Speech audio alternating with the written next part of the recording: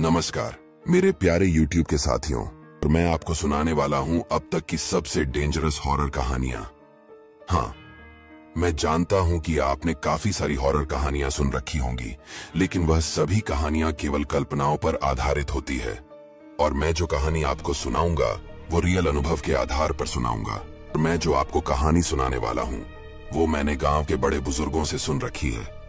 बड़े बुजुर्ग अपने साथ घटी हुई रियल कहानियों को सुनाते हैं और उन्हीं कहानियों को मैं आपके साथ कहानी के रूप में शेयर करता हूं। साथियों, जो आज की कहानी मैं आपको सुनाने वाला हूं वो मेरे गांव के एक काका जी के साथ घटी हुई रियल घटना है। तो सबसे पहले मैं आपको अपने काका जी के बारे में एक छोटी सी जानकारी दे देता हूं।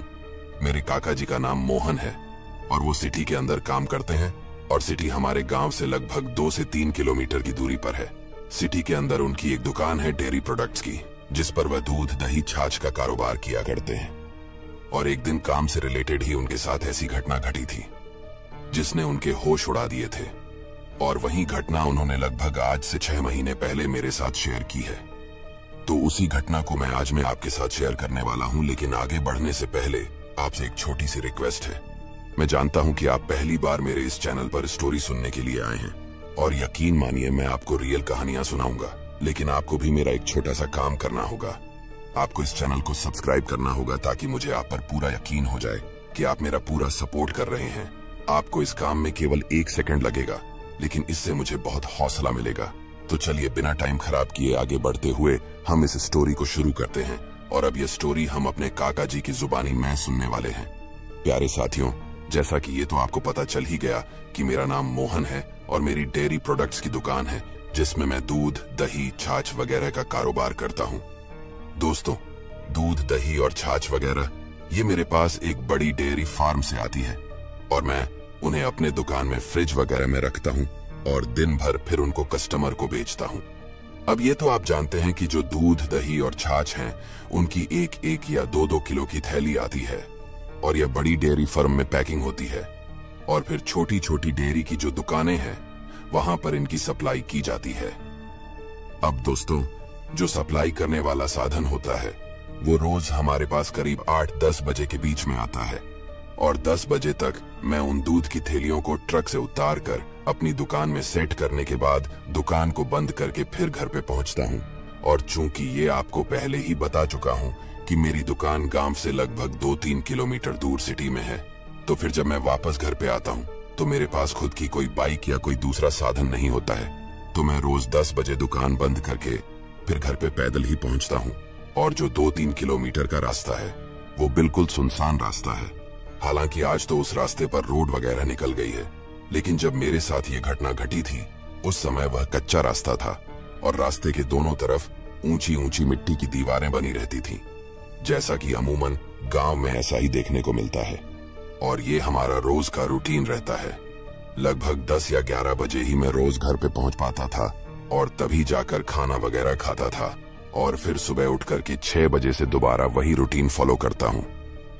साथियों, वो कहते हैं ना कि जब इंसान की किस्मत खराब होती है तो उस दिन वो जितनी चाहे कोशिश कर ले अपने साथ होने वाली घटना को नहीं टाल सकता। तो कुछ ऐसी ही घटना उस रोज मेरे साथ घटित होने वाली थी। दरअसल वाकया कुछ यूं हुआ कि शाम को उस डेयरी की गाड़ी वाले का फोन आया और उसने कहा कि भैया आज शाम को मैं 8-9 बजे तक आपके पास नहीं पहुंच पाऊंगा, क्योंकि आज मेरी गाड़ी में कुछ प्रॉब्लम है, तो उसको सही करवाने के बाद ही मैं आपकी दुकान में दूध की थैली पहुंचा पाऊंगा। तो आप 10-11 बजे तक मेरा वेट मत कीजिए। जैसे ही मैं आपकी सिटी में पहुंच जाऊंगा तो आपकी दुकान पर पहुंचने के बाद मैं आपको कॉल कर दूंगा और तब आप घर से उन दूध की थैलियों को उतारने के लिए आ जाना। तो मैंने कहा ठीक है भाई, जब आप आ जाओ तो मुझे फोन कर देना, मैं पहुंच जाऊंगा। तो मैंने शाम को जल्दी जल्दी अपनी दुकान का पूरा काम निपटाया ताकि आज जल्दी घर पर पहुंच सकूं। रात को करीब 9 बजे तक मैंने अपने दुकान का पूरा काम निपटा दिया और दुकान को बंद करके घर के लिए निकल गया। अब शाम को 9 बजे सुनसान रास्ते में कोई प्रॉब्लम नहीं होती, क्योंकि उस समय बाकी के जो गांव के लोग हैं वो भी सिटी से काम करके अपने घर की ओर रवाना हो रहे होते हैं, तो रास्ता पूरा भरा भरा होता है। रात को करीब 9:30 बजे तक मैं अपने घर पर पहुंच गया, खाना वगैरह खाया और अपनी पत्नी को कहा कि मुझे आज रात को दूध उतारने के लिए वापस दुकान जाना पड़ेगा, क्योंकि आज शाम को गाड़ी नहीं आई है। तो मेरी पत्नी ने कहा ठीक है, आप फोन को पास ही रख लो। अगर आप नींद से नहीं उठते हैं तो फोन की घंटी से शायद मैं उठ जाऊं और आपको उठा दूंगी। और उसके बाद हम दोनों सो गए। रात को मैं गहरी नींद में था और अचानक से फोन की घंटी बजती है। मैं हड़बड़ाकर उठता हूँ, लेकिन अचानक याद आता है कि भाई गाड़ी वाले का फोन होगा, वो दुकान पर पहुंच गया होगा। और जैसे ही मैंने फोन उठाया तो वो गाड़ी वाला ही था। उसने कहा कि भैया, हम आपकी दुकान पर 10 मिनट में पहुंचने वाला हूं, आप अपने घर से निकल जाओ, आप भी 15 मिनट में पहुंच जाओगे। मैंने कहा ठीक है, तुम दुकान पर पहुंचो, मैं भी पहुंचने वाला हूं। मैंने दीवार पर सामने टंगी घड़ी में टाइम देखा तो करीब रात के 1 बज रहे थे। मैंने अपनी पत्नी को उठाया और कहा कि गाड़ी वाले का फोन आ गया है और मैं दूध उतारने के लिए जा रहा हूं। तो वो मेरे लिए पानी ले आई। मैंने पानी से अपना हाथ मुंह धोया और जैसा कि मैंने आपको बताया, मेरे पास कोई साधन तो था नहीं, तो मैं पैदल ही उस 2-3 किलोमीटर के रास्ते को पार करने के लिए घर से निकल पड़ा। हालांकि इससे पहले भी मैं रात को 12 बजे तक अपनी दुकान से उस सुनसान रास्ते से होकर गुजरा हूं, लेकिन कभी भी मुझे डर महसूस नहीं हुआ और न ही दिमाग में डर को लेकर कोई सिचुएशन थी। दोस्त मैं अपने घर से करीब 1 किलोमीटर पैदल चल करके आ चुका था और अब बाकी का लगभग 1-1.25 किलोमीटर का रास्ता और बाकी था और रात को मेरी घड़ी में टाइम हो रहा था लगभग 1:15। इस रास्ते में मेरी दुकान से लगभग आधा किलोमीटर पहले एक पीपल का बड़ा सा पेड़ आता है और उस पीपल के पेड़ से जस्ट पहले 2-4 हवेली भी आती है। लेकिन क्योंकि रात का वक्त था तो सबकी हवेलियां बंद थीं और सब अपने घरों में सो रहे थे। और मैं आपको बता दूं कि वो समय था फरवरी का महीना, यानी सर्दियों का समय था। तो सवाल ही पैदा नहीं होता कि सर्दियों के अंदर कोई आदमी बाहर घूम रहा होगा। अब जो 3-4 हवेली थी वो बिल्कुल उस रास्ते में ही पड़ती थी और उन हवेलियों के सामने और उस रास्ते के बीच में एक बड़ा सा कीकर का पेड़ भी था, जिसकी डालियां सूखी हुई थीं और हरियाली बहुत कम बची हुई थी। साथियों में उस कीकर के पेड़ से 100 मीटर पहले था तो मुझे जोर जोर से कुछ काटने की आवाजें आने लगीं, जैसे तो कोई उस कीकर के पेड़ पर बैठा हो और कुल्हाड़ी से उसकी डालियों को काट रहा हो। मैंने सोचा कि यार, इतनी रात को कौन इसकी डालियां काट रहा है, क्योंकि मेरे दिमाग में ऐसा कोई डर था ही नहीं कि कोई दूसरा बवाल यहाँ पर हो सकता है। अब चूंकि उन हवेली के लोग मेरे को अच्छी तरह जानते थे, लेकिन रात के समय वो मकान बंद थे, तो मैंने सोचा कि कल सुबह उनको पूछ लेंगे कि भाई, रात को तुम जोर जोर से उस सूखे पेड़ की डालियों को क्यों काट रहे थे। मैं अपनी आंखों के सामने ये भी देखता हूं कि वो सूखी डालियां कट कट करके नीचे गिरती जा रही थी।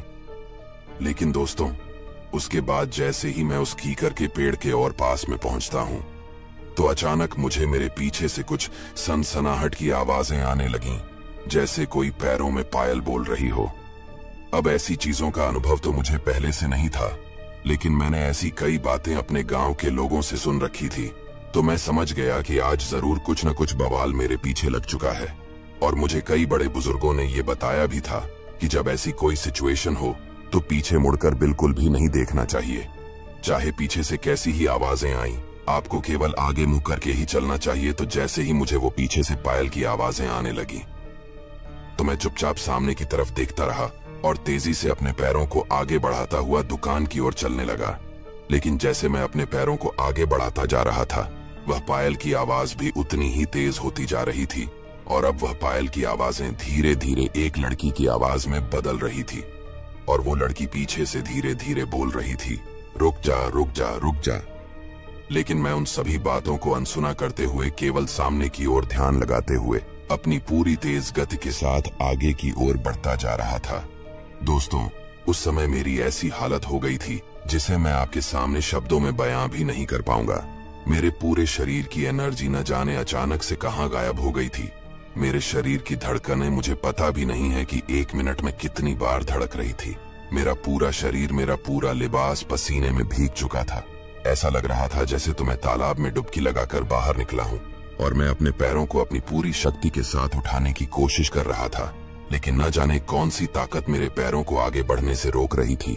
और जैसे ही मैं अपनी पूरी ताकत से आगे बढ़ने की कोशिश कर रहा था, पीछे से उस लड़की की आवाज उतनी ही तेज होती जा रही थी।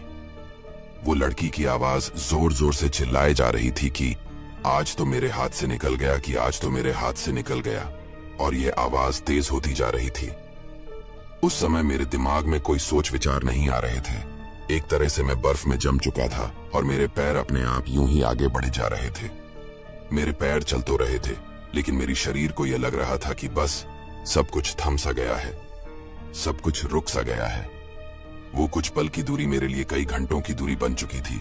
केवल 100 मीटर का वो रास्ता मेरे लिए ऐसा लग रहा था कि मैं सुबह से शाम तक ये फासला ही तय कर रहा हूं और अब तक मुझसे ये दूरी तय नहीं हो रही है। दोस्तों, क्योंकि मुझे अपने बड़े बुजुर्गों की बातें याद थी तो मैंने पीछे मुड़कर बिल्कुल भी नहीं देखा और उस 100-200 मीटर की दूरी को तय करने के बाद अचानक से वह सभी आवाजें बंद हो जाती हैं।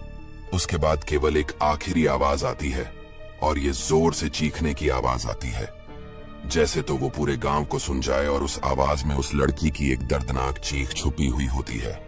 मेरे कानों में उस लड़की की जोर से आवाज गूंजती है कि आज तो मेरे हाथों से एक और निकल गया है। साथियों, इसका मतलब हुआ कि अगर मैं पीछे मुड़कर देख लेता तो शायद मुझे भी नहीं पता कि मेरे साथ क्या होता। मैं मर जाता या बेहोश हो जाता, या शायद मुझे वो हमेशा हमेशा के लिए गायब करती थी। इसका मुझे कोई अंदाजा नहीं है, लेकिन उसकी जो चीख थी जिसमें उसने कहा था कि आज तो मेरे हाथ से निकल गया, यानी वो मुझे अपने कब्जे में नहीं कर पाई। शायद कुछ तो कारण रहा होगा, तभी वो इतनी जोर से चीखी थी। और आगे लगभग 500 मीटर का रास्ता तय करने के बाद मैं सिटी में दाखिल हो जाता हूँ और अपनी दुकान पर पहुंच जाता हूँ। अब वहां पर वो दूध वाला पहले से ही मेरा इंतजार कर रहा होता है। उसने मेरे पूरे शरीर को भीगे हुए देखा तो वह हैरान रह गया। उसने कहा कि क्या हुआ तुम्हारे साथ? मैंने कहा कि भाई पूछो मत, जैसे तैसे मैं यहां पर जिंदा पहुंच गया हूं, वही मेरे लिए बड़ी बात है। तो उस समय मैंने ज्यादा बातें उसको नहीं बताई क्योंकि मैं ऐसी स्थिति में था भी नहीं। और मैंने उससे कहा कि मैं केवल यहां पर बैठा रहूंगा, तुम्हें जो दूध उतार के जाना है, जितनी केन तुम उतार के जाओगे तुम उतार के चले जाओ। अब गाड़ी वाला जानकार था, वो हमेशा हमें दूध देने के लिए आता था, तो उसने मेरी मदद की, मुझे बैठाया और खुद ही दूध को उतारा। और मेरी दुकान में एक छोटा सा स्टोव था और चाय बनाने का सामान था, तो उसने खुद ही चाय बनाई और खुद भी पी और मुझको भी पिलाई। उसने कहा कि घर पर जाना है कि नहीं जाना, तो मैंने कहा कि अब तो दोबारा मेरे में घर में जाने की हिम्मत नहीं है, मैं अपनी दुकान में ही सो जाता हूं। तो उसने कहा ठीक है। मैं दुकान के अंदर घुसा, थोड़ी सी जगह बनाई और वहां पर ही एक चद्दर वगैरह बिछा के लेट गया और दुकान के शटर को डाउन कर दिया। लेकिन मुझे नींद कहां आने वाली थी। मेरे दिमाग में तो बार बार केवल वही आवाजें घूम रही थी कि आज तो मेरे हाथ से निकल गया, और वो जो कीकर के पेड़ से डालियां कट रही थी वो दिमाग में घूम रही थी कि आधी रात को डालियां कैसे कट रही थी। उस समय उस पेड़ के ऊपर कोई बैठा भी नहीं था, तो फिर कुल्हाड़ी की आवाजें कैसे आ रही थी। ऐसे ही सुबह 5 बजे तक मेरे दिमाग में ये बातें घूमती रही और बार बार मुझे अपनी ही दुकान में पहली बार डर महसूस हो रहा था। और सुबह 5 बजे के बाद शायद 1 घंटा भर मुझे थोड़ी बहुत नींद आई। सुबह अचानक मेरे फोन की घंटी बजती है तो मैं नींद से उठता हूँ। देखा तो वो मेरी पत्नी का फोन था, क्योंकि रात को मैंने अपनी पत्नी को बिना फोन किए ही दुकान में रुकने का फैसला कर लिया था, और फिर रात को उसको भी नींद आ गई होगी।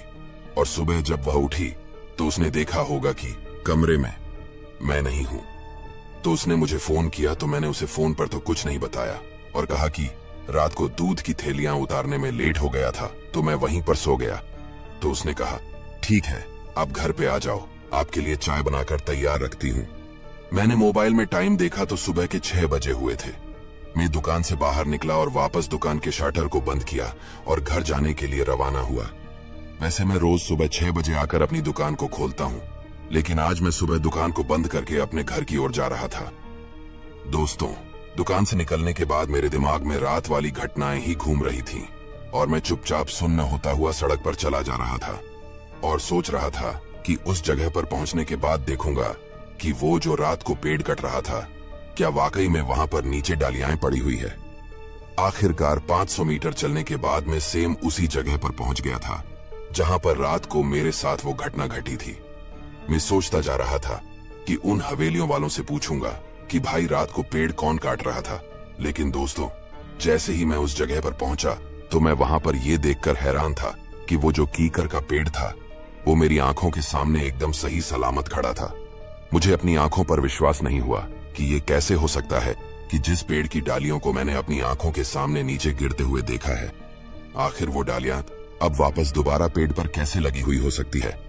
अब क्योंकि सुबह हो चुकी थी तो वो हवेलियों के लोग भी बाहर बैठे हुए थे, तो मैंने उनसे कहा कि भाई, रात को तो यहाँ पर डाली कट रही थी, लेकिन अब तो मुझे कोई कटी हुई डाली नजर ही नहीं आ रही। क्या तुमने वो डाली उठा करके घर के पीछे तो नहीं रख दी है? तो उन्होंने कहा कि ऐसा कुछ भी नहीं था, हमने रात को कोई इस पेड़ की डाली वगैरह नहीं काटी है। लेकिन इतना सब कुछ बोलने के बाद उनमें से एक बुजुर्ग आदमी मेरी बात को समझ चुका था। उसने मुझे अपने पास बुलाया और कहा कि रात को तुमने क्या देखा था और तुम्हारे साथ क्या घटना घटी थी। तो मैंने एक सांस में अपनी रात वाली पूरी घटना को उस बुजुर्ग आदमी को बताई। उस बुजुर्ग आदमी ने मुझे अपने पास बैठा लिया, वही आसपास जो 2-4 आदमी और खड़े थे उनको भी बैठा लिया और कहा कि उसे मेरी बताई हुई बात पर पूरा यकीन है, क्योंकि ऐसा मेरे साथ ही नहीं, पिछले 6 महीने से गांव के बाकी लोगों के साथ भी ऐसा हो चुका है। मैंने उनसे पूछा कि रात को जो लड़की की आवाजें आ रही थी, वो लड़की कौन थी और क्यों वो आने जाने वाले लोगों को परेशान करती है और वो लोगों से चाहती क्या है। तो उन्होंने कहा कि बेटा, ये कहानी आज की नहीं है, बल्कि आज से 20 साल पहले की है। आज से 20 साल पहले हमारी इन हवेलियों के पीछे ही एक 20 साल की लड़की रहा करती थी। वो लड़की अकेली नहीं थी, बल्कि उसके साथ उसकी माँ भी थी। अब 20 साल पहले गांव में इतना विकास तो था नहीं कि पक्के मकान बनाए जा सके, तो वो झोपड़ी में रहा करती थी। उस समय गांव के अंदर ज्यादातर झोपड़ियों के मकान ही हुआ करते थे और उन झोपड़ियों के अंदर एक सबसे बड़ी समस्या ये थी कि अगर कहीं पर थोड़ी सी भी चिंगारी लग जाती तो पूरे घर में आग लग सकती थी, यानी एक छोटी सी लापरवाही पूरे घर को जला सकती थी। उन झोपड़ियों के अंदर आग लगना एक नॉर्मल बात थी, क्योंकि उस समय गांव में हर 1-2 दिन से किसी न किसी झोपड़ी में आग लग जाया करती थी। ऐसे ही 20 साल पहले उस झोपड़ी के अंदर वो माँ और बेटी रहा करती थी। अब एक दिन क्या होता है कि शाम के वक्त पास में से एक चिंगारी उठती हुई आती है और उस झोपड़ी को लग जाती है, और अचानक से वो दोनों माँ बेटी कुछ समझ पाती, आग पूरे घर को घेर लेती है। उस घर के अंदर कुछ बकरियां भी बंधी हुई थीं, तो वो लड़की और उसकी माँ उन बकरियों को निकालने के लिए उस झोपड़ी के अंदर घुस जाती है, लेकिन उन्हें इतना मौका नहीं मिल पाता है कि वो उन बकरियों को बाहर निकाल सके, बल्कि वो खुद ही उसके अंदर फंस कर रह जाती है। इतनी देर में आसपास के और गांव वाले इकट्ठा हो जाते हैं, लेकिन तब तक आग पूरे घर को घेर चुकी थी और लोग अपने हाथों से बाल्टियों में पानी डालकर उस झोंपड़ी पर फेंक रहे थे। अब पुराने जमाने में मोटर वगैरह या लाइट वगैरह तो गांव में होती नहीं थी, तो लोग पास के तालाब में से पानी भर भर कर वहां पर फेंक रहे थे। अब चूंकि उन बाल्टियों से कितनी आग बुझाई जा सकती थी, तो वो दोनों माँ बेटी उसी घर के अंदर उस आग में झुलसकर खत्म हो जाती है और आखिर में आग समाप्त होती है तो केवल उन दोनों माँ बेटियों के कंकाल लोगों को देखने को मिलते हैं। अब जो बुजुर्ग आदमी मेरे को ये बातें बता रहे थे, थोड़े बहुत तांत्रिक विद्याओं के भी जानकार थे, तो उन्होंने कहा कि वो लड़की आग में जलने के 6 महीने बाद ही इस रास्ते में आने जाने वाले लोगों को परेशान करने लगी थी, और आज से 20 साल पहले भी वह लोगों को ऐसे ही परेशान किया करती थी। तो आखिर में उससे परेशान होकर के हमने उसका एक पुख्ता इलाज किया। वे एक बड़े से बाबा जी को बुलाकर उसको एक बोतल के अंदर कैद करवा दिया और तब से उसने लोगों को परेशान करना बंद कर दिया था। तो मैंने उस बुजुर्ग आदमी से कहा कि जब वह बोतल में कैद है तो फिर रात को वो बाहर कैसे आई और मुझे परेशान क्यों किया, और उस लड़की ने ऐसा क्यों कहा कि आज तो मेरे हाथ से निकल गया, क्या वो मेरी दुकान तक भी पहुंच सकती है। तो उन्होंने कहा कि वह रात को ही बाहर नहीं आई थी, बल्कि पिछले 6 महीने से वह दोबारा इस रास्ते पर आने जाने वाले लोगों को परेशान करने लगी है। 6 महीने पहले जिस बाबा जी ने उसको बोतल में कैद किया था, उसकी मौत हो चुकी है, और जिन जिन आत्माओं को उसने अपने वश में किया हुआ था, वो सभी आत्माएं आजाद हो चुकी है, और उन्हीं आत्माओं में से एक आत्मा इस 20 साल की लड़की की है, जो अब दोबारा इस रास्ते पर आ चुकी है और रात में जाने वाले लोगों को परेशान करती है। और रही बात तुम्हारी दुकान तक पहुंचने की, तो उसकी इतनी हिम्मत नहीं है। वो केवल इस 100 से 200 मीटर के एरिया तक ही अपनी ताकत का इस्तेमाल कर सकती है, और इसी एरिया के बीच में वो लोगों को डरा धमका सकती है। इस 200 मीटर की एरिया को पार करने के बाद उसकी शक्ति खत्म हो जाती है, तो वो न तो सिटी के अंदर दाखिल हो सकती है और न ही पीछे गांव के अंदर जा सकती है। वो केवल इस सुनसान रास्ते के 200 मीटर के एरिया तक लोगों को परेशान कर सकती है। तो मैंने कहा कि दोबारा उस लड़की का शायद कोई तो समाधान होगा। तो उन्होंने कहा कि हाँ, हम इस बारे में कुछ समाधान करने की कोशिश कर रहे हैं। इसके बाद मैं वहां से चलकर अपने घर की ओर आ गया और घर पर जाकर मैंने एक बड़ा डिसीजन तो ये लिया कि मैं अब दोबारा उस रास्ते पर रात के समय पैदल नहीं जाऊंगा, बल्कि एक बाइक खरीदूंगा। और उसके 3 दिन बाद ही मैंने एक स्प्लेंडर प्लस बाइक खरीद ली। हालांकि उस घटना के बाद मुझे अभी तक तो रात के 1 बजे दूध उतारने के लिए नहीं जाना पड़ता, क्योंकि गाड़ी शाम को ही आ जाती है। लेकिन अगर फिर भी ऐसी कभी सिचुएशन बनती है तो उसके लिए मैंने अब अपनी खुद की बाइक खरीद ली है, ताकि ऐसी किसी घटना से मैं बच सकूं। तो साथियों, यह थी हमारे गांव के काका जी की कहानी, जो उनके साथ रियल में ये घटना घटी थी। वो पूरी कहानी मैंने आपको उन्हीं की जुबानी में सुनाई है और उम्मीद करता हूं कि शायद ये कहानी आपको काफी पसंद आई होगी। दोस्तों, मैं जानता हूं कि आप ऐसी काफी सारी हॉरर स्टोरी सुनते होंगे, लेकिन वो सभी कहानियां, जैसा मैंने आपको पहले बताया, केवल कल्पनाओं पर आधारित होती है। और यहाँ पर मैं आपको जो स्टोरी सुनाता हूँ वो रियल अनुभव से जुड़ी हुई होती है। मैं बिना किसी लाग लपेट के जैसी स्टोरी होती है, सम टू सम आपको वैसे ही सुनाने की कोशिश करता हूँ। बाकी आपको अगर कुछ वीडियो में कमी लग रही है तो मुझे आप कमेंट बॉक्स में बिना किसी झिझक के अपना छोटा भाई समझ के अपनी कोई राय देनी हो, अपने कोई विचार साझा करने हो, तो बेझिझक कीजिए। मैं उन पर पूरी तरह से अमल करने का प्रयास करूंगा। तब तक के लिए नेक्स्ट स्टोरी का वेट कीजिए। अपना ख्याल रखिए और दूसरों का भी ख्याल रखिए।